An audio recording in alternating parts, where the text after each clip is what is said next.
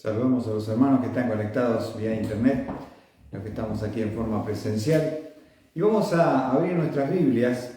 Estamos estudiando esta carta maravillosa de Primera Tesalonicenses. Y uno, cuando se pone a estudiar esta carta en profundidad, se pone a pensar, ¿no?,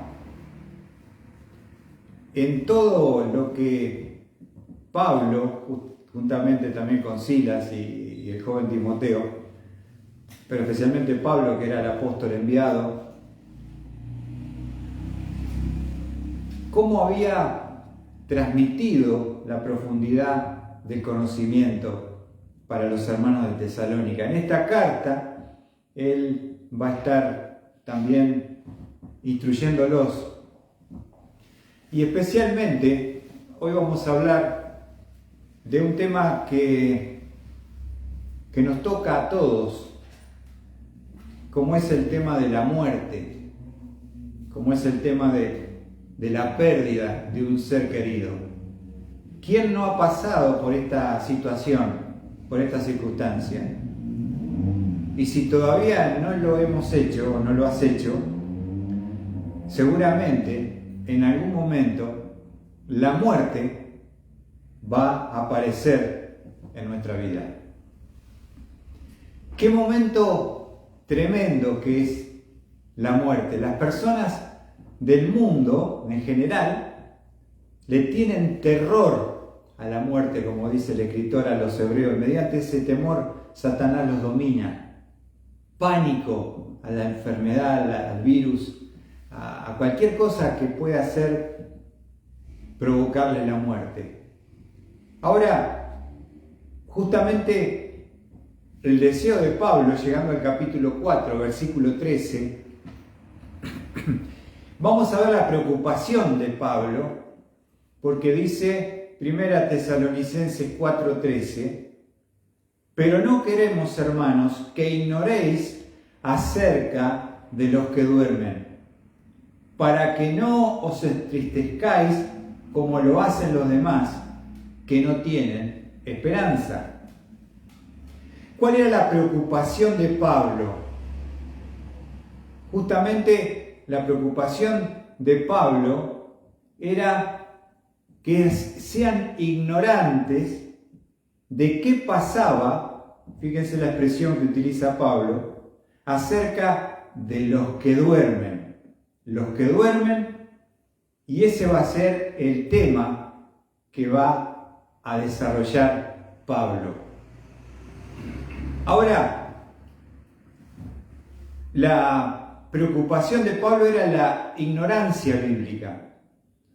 Y cuando hay ignorancia bíblica, justamente el desconocimiento produce desaliento y provoca desesperanza. El desconocimiento de la palabra produce desaliento y provoca desesperanza. O sea que es fundamental para mí como creyente tener el conocimiento qué pasa con aquellos que han partido en Cristo Jesús. ¿Qué pasa con los que han muerto? Porque esa era la preocupación que tenían en Tesalónica. Algunos habían perdido familiares que habían sido salvos, pero la pregunta es, ¿qué pasa con ellos? Por eso Pablo quiere brindar el conocimiento suficiente.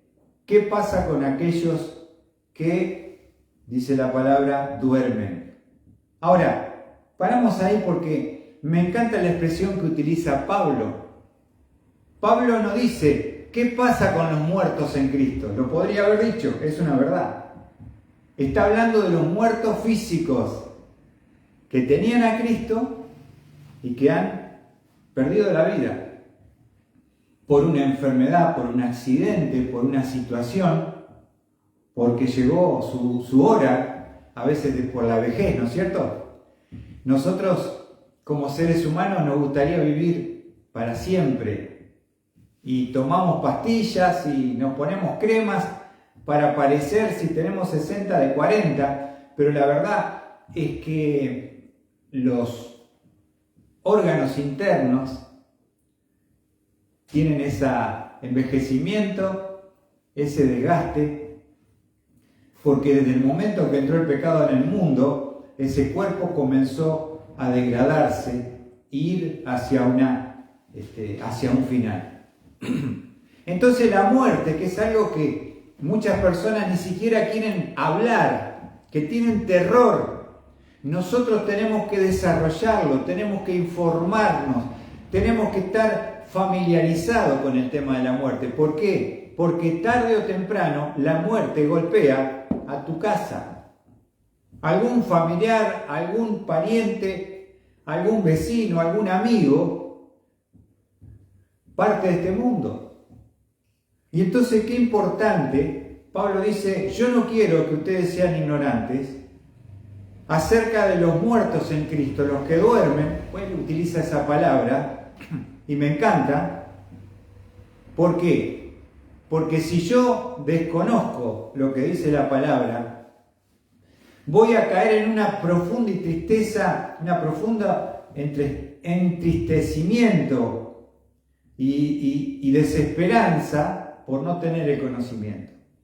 O sea, yo puedo ser salvo, pero si no poseo el conocimiento de qué sucede con aquellos que han partido en Cristo Jesús, qué de su vida, cuál es el plan y el programa de Dios, yo voy a caer en una profunda tristeza, depresión, angustia y desesperanza.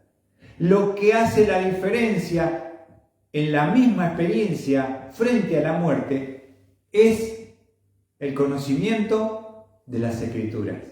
El conocimiento de las Escrituras es lo que hace la gran diferencia entre la desesperanza, la confianza, la tristeza en profundidad, con un momento, por supuesto, que no es agradable para nosotros tener que enfrentar o ver un familiar que ya no está con nosotros, ¿no es cierto? Y por otro lado, mi deseo a Dios con este estudio, que lo vamos a hacer en 2 domingos, es poder llegar al corazón de aquellos hermanos que están escuchando este estudio o que lo recibirán en la semana o por YouTube o de alguna manera, porque quisiera que Dios pueda sanar el corazón en la profundidad. Y hay muchos que han perdido algún familiar, algún pariente, algún amigo, y una de las cosas que también nos cuesta procesar es la aceptación de la muerte, porque llega a veces de una manera que nosotros no la esperamos. Y vamos a estar hablando acerca del tema de la muerte y qué sucede con aquellos que han partido en Cristo Jesús. ¿Qué les parece, hermanos? Entonces, que Dios pueda darnos la sabiduría de lo alto para poder hablar del tema de la muerte. Tenemos que naturalizarlo, tenemos que conocerlo, tenemos que informarnos, tenemos que saber qué es lo que dicen las Escrituras para que podamos tener esperanza y la tristeza no nos pueda llevar a la depresión y a querer bajar los brazos en alguna pérdida. Y justamente, hermanos, una de las cosas que nos han pasado como seres humanos en estos últimos tiempos, que nunca habíamos atravesado, atravesamos por una pandemia mundial. ¿Y cuántos hermanos han muerto en la pandemia? Miles en el mundo. Hermanos amados, siervos consagrados, que les llegó el COVID y no pudieron salir adelante. Entonces, vamos a estar desarrollando este tema de y responder lo que Pablo quiere que nosotros sepamos. No seamos ignorantes acerca de los que duermen. Ahora, me gustaría ver que ese término que utiliza Pablo se está refiriendo a ¿qué? A los que han muerto en Cristo Jesús. Ahora él no le dice los muertos. ¿Cómo lo llama? ¿Cómo lo define? Él habla de los hermanos, los justos, que ya han partido a la presencia de Dios, y dice, ¿qué dice?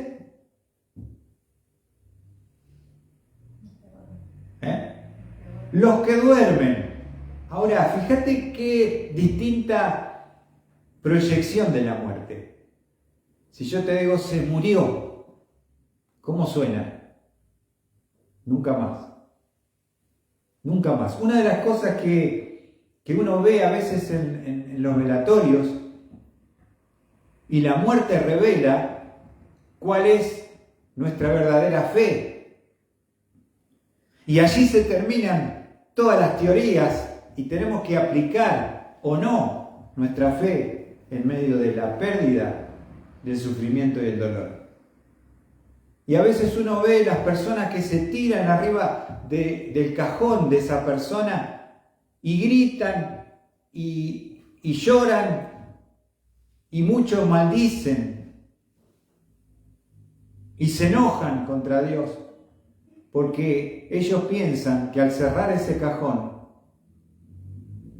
es el fin de todo. Eso es la muerte. Ahora, ese mismo evento para el creyente en Cristo, Pablo lo define diciendo los que duermen. ¿Cómo suena los que duermen? A ver. Si duermo, quiere decir que en algún momento me van a despertar. ¿Ven la diferencia de concepto ante la misma situación de muerte? Muerte para el incrédulo es muerte y separación. Pero para el creyente la muerte física es los que duermen. Ante los ojos de Dios, el concepto bíblico de los creyentes que ya no están durmiendo. Y eso es algo que tenemos que nosotros empezar a procesarlo, a grabarlo en nuestra mente, porque es lo que dicen las Escrituras. Si no, ¿para qué nos sirve la Biblia? ¿Para qué nos sirve el conocimiento? Si no provoca y produce una esperanza sobrenatural que este mundo no tiene. Y yo me acuerdo en una época que me tocó estar de ministerio en la iglesia de Lima, me tocó despedir a varios hermanos que habían partido a la presencia de Dios. Y había una señora que estaba encargada de la sala velatoria, y una vez me dice la señora, que ya nos veíamos más seguido, tomando café, ¿no? Me dice la señora, a mí me gusta el velorio de los evangélicos, me dice. Yo le digo, ¿y por qué le gusta el velorio de los evangélicos? Porque es todo muy controlado, muy tranquilo y en paz. Claro, ella vivía trabajando de la muerte en la sala velatoria. Y ella notó una diferencia. Me gusta los velorios de los evangélicos porque está todo tranquilo. Lloran, sí, por supuesto, pero no vemos un espectáculo, no vemos maldición, no vemos, me decía la señora. Y me gustó. Porque eso debería ser así. El creyente tiene que enfrentar la muerte como el del mundo. Pero ¿cuál es la diferencia? La esperanza. La esperanza bienaventurada. Y les digo otra cosa, hay muchos pastores que no les gustan los velorios. No te digo que a mí me encanta, ¿no? Pero si hay un momento donde vos podés comunicar el mensaje que hace la diferencia ante los incrédulos y mostrar tu esperanza y en qué confías tú, es el momento de la muerte de la sala velatoria, del cementerio, cuando hay que comunicar un mensaje bíblico y cuál es nuestra esperanza. ¿Se entiende? Allí es donde nosotros podemos evidenciar la esperanza que hay en nosotros. Esto es lo que nos distingue de los religiosos, de los profesantes, de las demás religiones y los que practican en la meditación, los orientales. Ahí te das cuenta cómo está tu alma, cómo está tu corazón y cómo vas a responder frente a la muerte. Y nosotros tenemos esa bendición de poder comunicar un mensaje en la pérdida y el dolor de esperanza más allá del sol, más allá de la muerte, hermano. No hay un momento más excelente que el estar allí en la sala velatoria, estar en el cementerio, abrir las escrituras y poder compartir el mensaje bendito y glorioso de Dios. Esto es lo que hace la diferencia. Entonces, no tenemos que decir, no, yo no veo la hora de no ir, no quiero. La muerte es parte tuya. Tenés que familiarizarte, tenés que conocerla, tenés que estar preparado. Porque lo más seguro es la vida y la muerte, ¿sabías? Ahora, Pablo dice y llama a los que han muerto físicamente. No dice los muertos en Cristo, dice los que duermen. Los que duermen. Los que duermen. Y te quiero mostrar un ejemplo donde Jesús va a definir a un justo que murió como uno que duerme. ¿Se entiende? Y vamos a ver Juan capítulo 11. Este capítulo magnífico, maravilloso de las Escrituras, que es Juan 11, porque allí vamos a encontrar una de las cosas, y estos relatos de la palabra, están escritos para nuestra enseñanza, aprendizaje y exhortación. Y Juan, especialmente para mí, Juan capítulo 11 tiene una profunda sabiduría para hablar acerca del tema de la muerte. Justamente en el capítulo 11 encontramos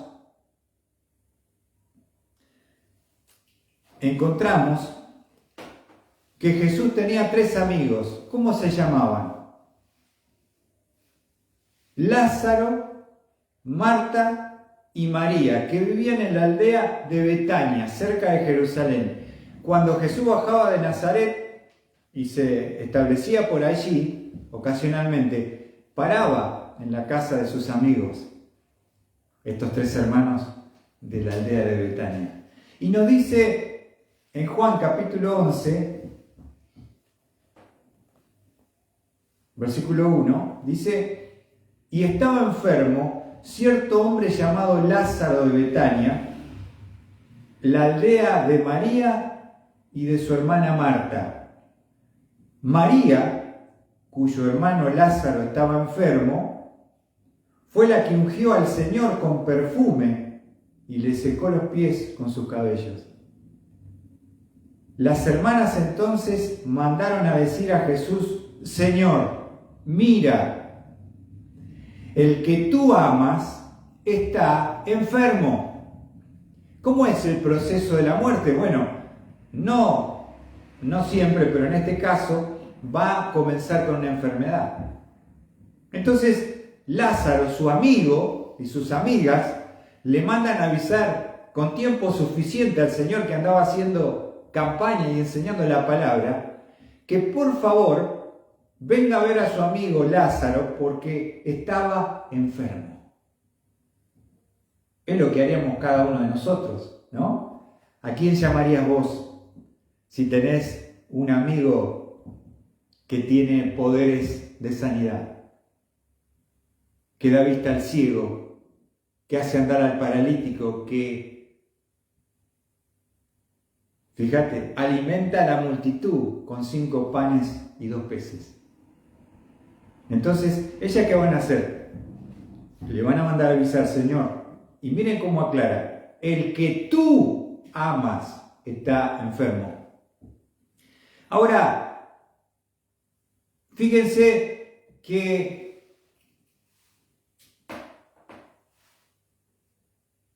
aclara la hermana o las hermanas, al que tú amas está enfermo. No tenían ningún lugar a dudas del amor de Jesús por estos 3 hermanos. ¿Se entiende? Por eso, con más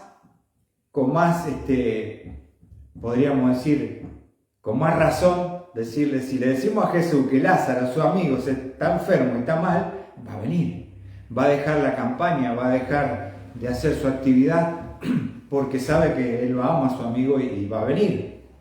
Ahora, fíjate la respuesta de Jesús. Dice, cuando Jesús lo oyó, que le mandaron a avisar, dice, esta enfermedad, la que tiene Lázaro, no es para muerte, sino para la gloria de Dios, para que el Hijo de Dios sea glorificado por medio de ella.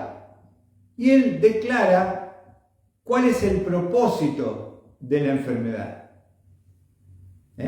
Y dice, esta enfermedad no es para muerte, sino para la gloria de Dios, para que el Hijo de Dios sea glorificado por medio de ella. Bueno, así que él se entera de la noticia, lo mandan a buscar, y mira el versículo 5 lo que dice, y esto lo tenemos que marcar y notar. Y Jesús amaba a Marta y a su hermano y a Lázaro.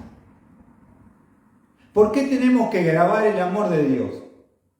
Porque a veces cuando Dios interviene en nuestra vida, permite en nuestra vida situaciones de pérdida y de muerte, lo primero que empezamos a dudar de que Dios no es tan bueno, de que Él no me amaba tanto como yo pensaba, ¿por qué permitió esta situación trágica y traumática en mi vida y en mi familia? Una de las cosas que empezamos a olvidar y perder de vista es el amor incondicional de Jesús ante la pérdida. No te olvides. Y el diablo viene a tu cabeza y te dice, mira a tu Dios, mira a tu Cristo, en el cual tú confías. Fíjate lo que pasó. Entonces es algo que a nosotros nos cuesta, como le va a costar en esta historia, y lo vamos a ver porque nos va a enseñar la palabra de Dios.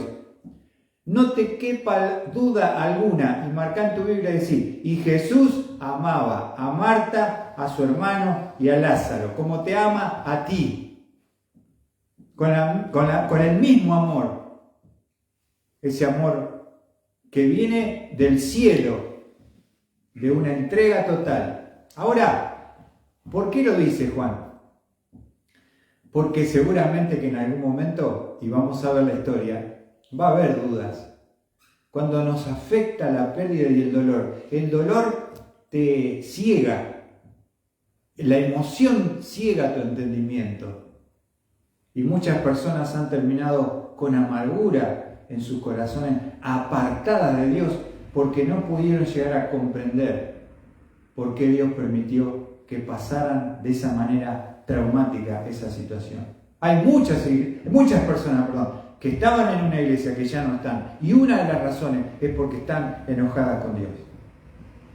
Entonces tenemos que estar preparados, entender la Escritura, que podamos ser edificados con sabiduría del entendimiento de la palabra, para que el sentimiento y el dolor y el diablo no cierren nuestro corazón y nos haga dudar de ese amor bendito y glorioso de Dios. Cuando uno está, como me ha tocado, como les decía muchas veces, frente a un cajón ahí, despidiendo a una persona, uno ve las caras, ve la actitud. Una vez me tocó despedir a un niño de 5 años, que había ido de vacaciones a Entre Ríos con sus padres, volvió con un virus que no sabían que tenía y se murió.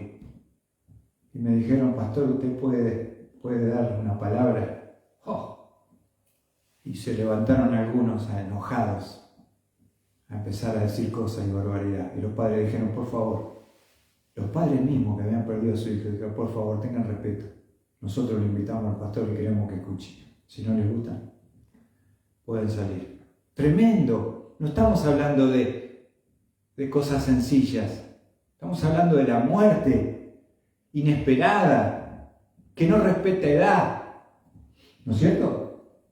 Y que nos falta entender. Por eso es muy importante estudiar esta porción.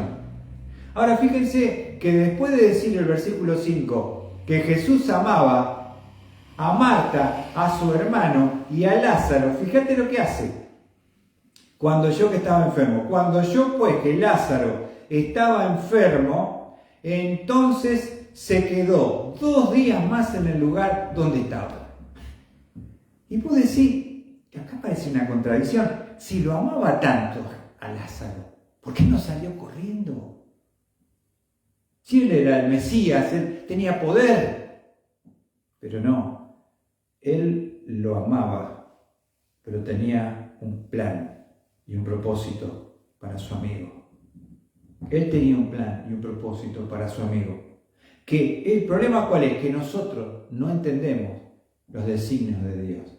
Y ahí es donde se nos pelan los cables, se nos acaban las ideas, se nos disipa el conocimiento, dudamos de su amor y empezamos a enojarnos contra Dios. Entonces, versículo 7 dice, luego después de esto, de quedarse los 2 días ahí, dijo a sus discípulos, vamos de nuevo a Judea. Ahora, después analizarlo en tu casa, estudiarlo. Pero a mí me llama la atención, porque una de las cosas que uno empieza a perder ante la muerte y la pérdida de Dios permitida en mi vida, en algunos de mis familiares, un hijo, un padre, un hermano, un sobrino, es que uno duda en ese momento del amor de Dios. Por eso lo aclara Juan, ¿no? Es muy sabia la palabra, dice, amaba. ¿Y cómo si lo amaba se quedó? Se quedó porque tenía un propósito, porque tenía un plan. Ahora que nosotros a veces no lo entendemos es otra cosa. Pero versículo 11, porque él es el primero que utiliza el término dormir. Dijo esto y después de esto añadió, observen, nuestro amigo, fíjate cómo lo trata, Lázaro, se ha dormido, pero yo voy a despertarlo. Ajá. ¿Qué dice Jesús? Acordate que Jesús es Dios. Cuando Jesús acaba de decir que su amigo Lázaro está dormido, ¿sabes qué está diciendo? En esta hora, en este instante, en este minuto, en este segundo, Lázaro acaba de morir, falleció. Él lo dice, él lo sabe. Tremendo, ¿no? Él estaba a varios kilómetros, pero él sabía. Nunca dejó de saberlo. Dios sabe todo, hermano, de nosotros. Todo, absolutamente todo. No se le escapa un detalle. Ahora, fíjate. Me encanta porque él dice, se ha dormido. ¿A qué se refería entonces, Mariano? ¿Cómo estaba Lázaro? Muerto. Estaba muerto. Ahora, ¿cómo usa la palabra? No dice está muerto. Dice está... ¿Qué dice? Está ¿cómo? Dormido. ¿Y qué dice Jesús? Voy a despertarlo. Esto es tremendo, porque Jesús dice, yo sé que Lázaro, porque soy Dios, se murió recién, pero él está dormido. ¿Y sabes qué? ¿A qué voy? No voy a sanarlo, ya sé que cuando llegue, ya sé que está muerto. Pero yo voy a hacer algo extraordinario, lo voy a despertar. Esto significa resurrección. Ahora, fíjate por qué los discípulos eran bastante, les faltaba un poco de entendimiento, no entendían lo literal, lo figurado, dice el versículo 12. Los discípulos entonces le dijeron, Señor, si se ha dormido, se recuperará. Claro, dura un par de horas y después se levanta cero. ¿Viste? No entendía nada lo que decía. Pero Jesús había hablado de la muerte de Lázaro, mas ellos creyeron que hablaba literalmente del sueño, claro, de un sueño de que estaba una siesta, se estaba durmiendo Lázaro, se estaba recuperando. Entonces Jesús, por eso le dijo, versículo 14, claramente, Lázaro ha muerto. Ustedes que les cuesta entender, Lázaro ha muerto. Ahora, te digo, Jesús lo sabía en el mismo instante que ocurrió.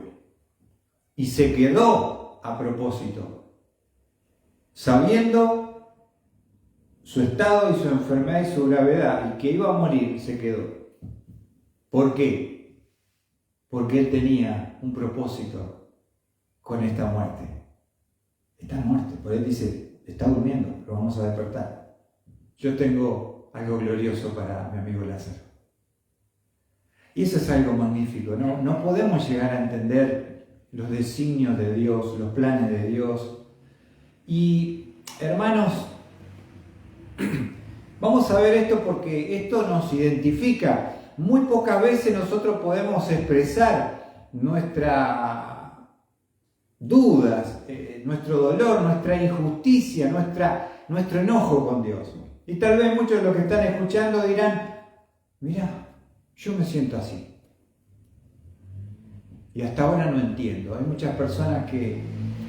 Recuerdo a una hermana, un matrimonio en la iglesia donde yo me congregaba, que su hijo de 21 años estaba trabajando en una fábrica y se desprendió una pluma de una grúa y le reventó la cabeza y murió con 21 años. Ahora, tremendo, ¿no? Y esta hermana decía, algún día Dios me va a mostrar, me va a enseñar por qué se llevó a mi hijo Gabriel. Muchas personas están así, ¿eh? Y eso es algo que pasa, nos pasa como seres humanos. Y te quiero mostrar un ejemplo acá, en el mismo pasaje, porque dice el versículo 18, Betania estaba cerca de Jerusalén, como a 3 kilómetros, y muchos de los judíos habían venido a casa de Marta y María para consolarlas por la muerte de su hermano. ¿Está bien? Entonces Marta, cuando oyó que Jesús venía, fue a su encuentro con María. Vamos de vuelta, vamos al versículo 20. Entonces Marta, cuando oyó que Jesús venía, fue a su encuentro. Fíjense la actitud de dos personas ante la misma situación. Marta va a salirle al encuentro a Jesús. Y María se quedó sentada en casa. Y esto representa nuestra respuesta y actitud frente a la pérdida y la muerte. Sabemos que María siempre era la que escuchaba al Señor sentada, ¿te acordás? Mientras Marta, ¿qué estaba haciendo? Afanada, estaba trabajando, a ella le gustaba la actividad. Pero eran distintas las hermanas, distinto carácter, distinta respuesta ante la muerte y la pérdida. Una se queda tal vez meditando en la casa y la otra sale a buscarlo a Jesús. ¿Por qué sale? Versículo 21. Y María dijo a Jesús, Señor, si hubieras estado aquí, mi hermano no habría muerto. Acá vemos un cuestionamiento de Marta, un reproche a Jesús. ¿Por qué? Porque le dice, si hubieras estado aquí, no estuviste, mi hermano no habría muerto. ¿Sabes lo que le está diciendo? Está muerto porque no viniste y llegaste. Si nosotros estudiamos el texto, ella es muy honesta. Ella está enojada con Jesús, no está feliz. María por ahí sí se fue a meditar y tal vez tenía otra actitud.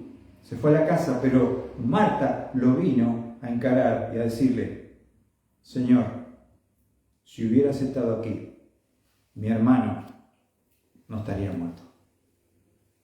Ahora, ese es el problema que tenemos nosotros. Nos identificamos más con Marta, enojado. Algo le faltó al Señor, llegó tarde. Ahora te pregunto, Mariano, ¿Dios llega tarde? No. Nunca. ¿Dios dejó de amarla, Mariano? ¿Qué dice el pasaje? No. Ahora, ¿vos ves que Marta está confundida y que está un poco enojada? Yo creo que sí. Por eso lo digo, hermano, porque estamos hablando de la muerte. Y me gustaría que Dios pueda llegar al corazón de muchos que tal vez están como Marta, tan enojados, tan heridos, no llegan a entender. Ahora, versículo 22, vamos a ver este diálogo, dice, aún ahora, dice Marta, yo sé que todo lo que pidas a Dios, Dios te lo va a conceder, te lo concederá. ¿No es cierto? O sea, Marta está expresando como un concepto de que puede tal vez hacer algo, pero tiene más duda que certeza. Sabía que Jesús cuántos milagros había hecho y lo habían visto. Ahora, fíjate la declaración de Cristo. Jesús le dijo, tu hermano resucitará. Cuando Jesús le dice a los discípulos, nuestro amigo Lázaro se ha dormido, pero voy a despertarlo, está hablando de esta acción que iba a hacer. Tu hermano resucitará. Ahora, cuando hablamos de resurrección, pensamos en la escatología, en los eventos futuros, ¿viste? Es más fácil creer en algo que todavía falta un montón para cumplirse. Pero esa fe escatológica, futura, ¿podría aplicarse hoy al presente en una situación? Porque dice, Marta le contestó, escuchá, yo sé que resucitará en la resurrección en el día final. Ella tenía el conocimiento por el Antiguo Testamento de que iba a haber una resurrección de los justos. Pero es algo futuro, Jesús. O sea, ¿se entiende? Sí tengo una fe futura escatológica, pero Jesús le va a hacer un desafío tremendo. Jesús le dijo, observen este pasaje, yo soy la resurrección y la vida. El que cree en mí, aunque muera, vivirá. Y todo el que vive y cree en mí, no morirá jamás. ¿Crees esto? Marta, ¿lo crees? Y yo creo que Marta, porque no tenemos que imaginarnos si lo creía o no, no lo creía. Porque no podía tener la dimensión de quién era Jesús, que Jesús era más que un sanador. Es Dios que puede resucitar a los muertos. Y Lázaro va a ser un ejemplo de que Él verdaderamente es el gran yo soy. Yo soy el que soy. El que era, el que es y el que ha de venir. Yo soy el que soy. Yo soy la resurrección y la vida. Observa, el que cree en mí, no, dice, aunque muera, como en el caso de Lázaro, ¿qué va a pasar? Vivirá. En el caso de Lázaro, Dios lo iba a hacer vivir ahí. Y lo iba a hacer vivir ahí. Ahora, cuando le dice, todo el que vive y cree en mí no morirá jamás. La pregunta es, ¿crees esto? Marta, ¿lo crees? Y Marta no lo creía. Marta le costaba, dominada por la emoción y el dolor, y eso nos nubla el entendimiento, nos hace olvidar del amor y empezamos a dudar de Dios. ¿Por qué me doy cuenta que no creía? Porque dice en el versículo 39, Jesús dijo, quitad la piedra. Marta, hermana del que había muerto, le dijo, Señor, ya hiede, porque hace 4 días que murió. Está en estado de descomposición y putrefacción. ¿Te das cuenta? Jesús vino a demostrar que Él puede resucitar aún de la descomposición y de la pudrición, perdonen la expresión dura que estoy diciendo, es lo que está diciendo Marta. Marta dice, si hubiera llegado ayer, capaz que todavía no había entrado el cuerpo.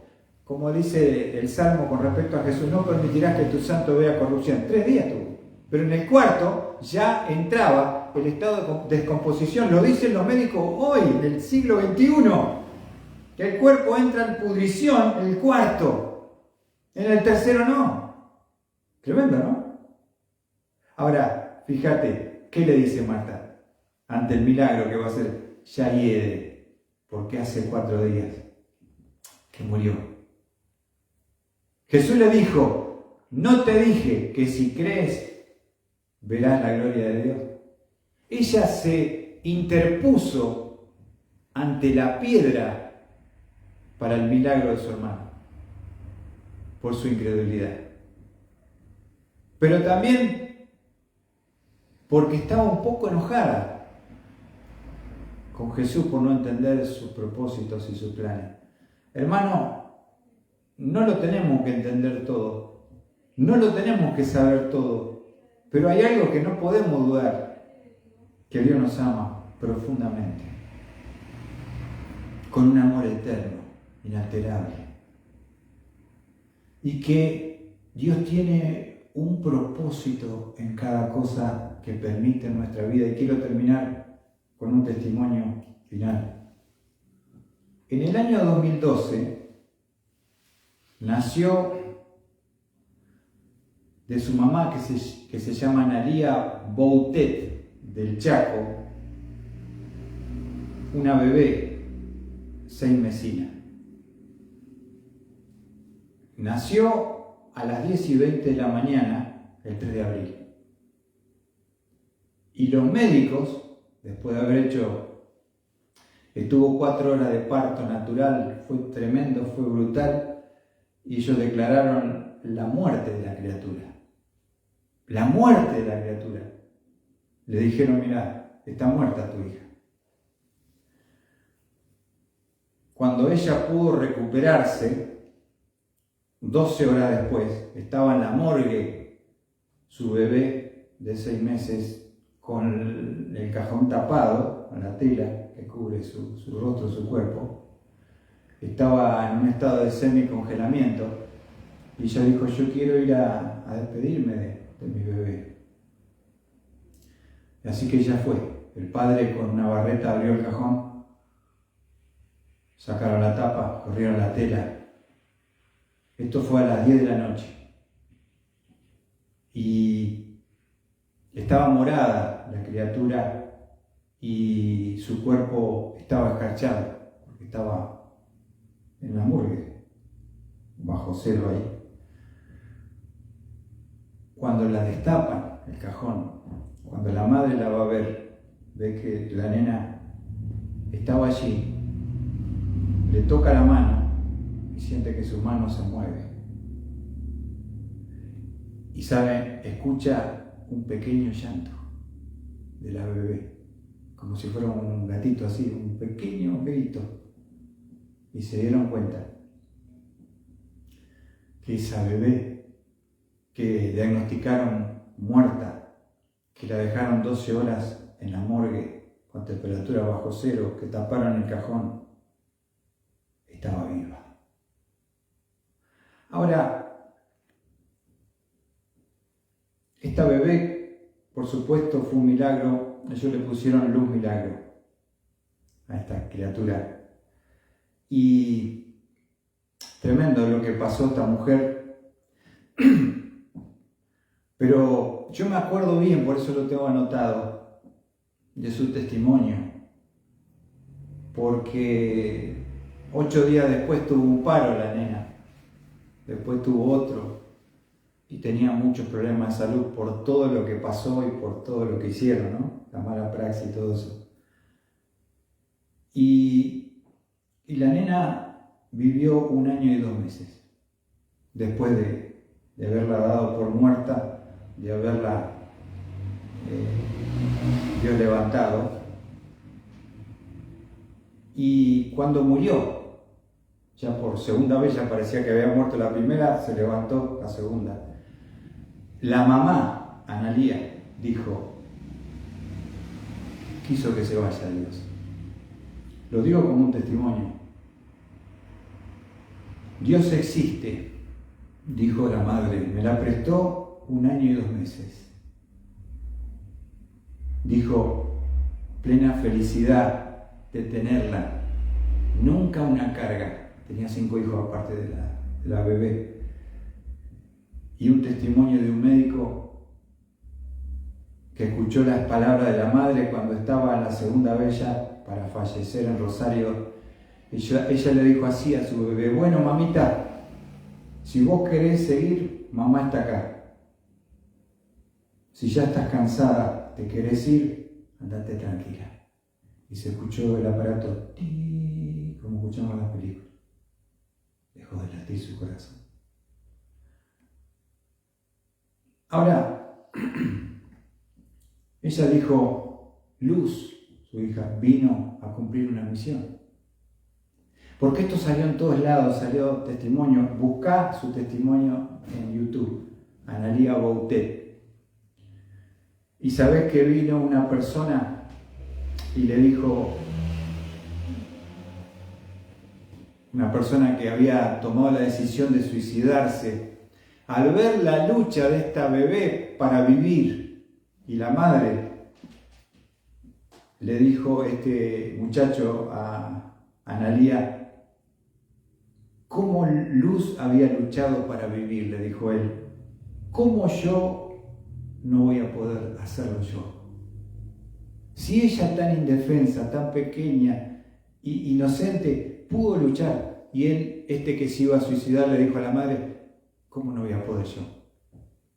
Entonces ella hablaba de que Luz vino a cumplir una misión, que Dios la dejó disfrutarla 1 año y 2 meses.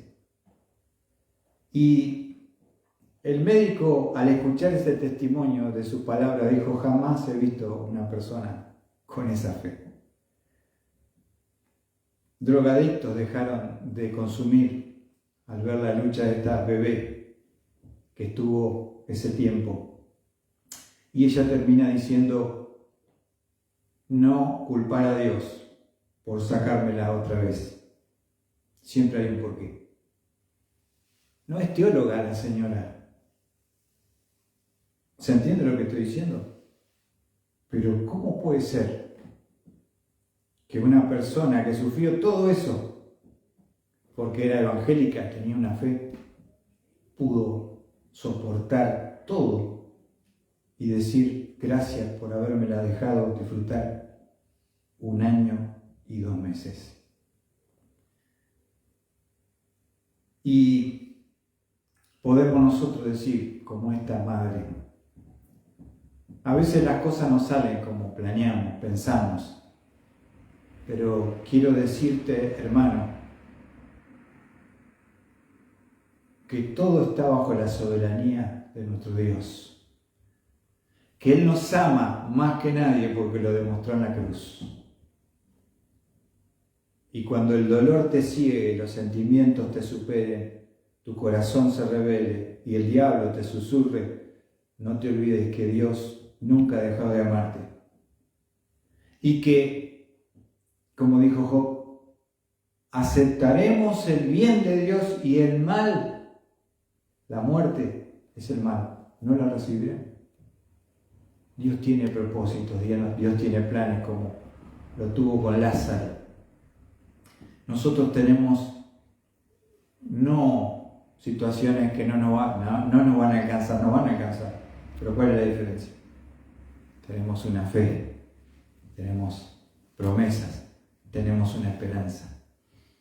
Y dice Pablo, no quiero que ignoren acerca de los que duermen, para que no os entristezcáis, como aquellos, los del mundo, los perdidos, que no tienen esperanza.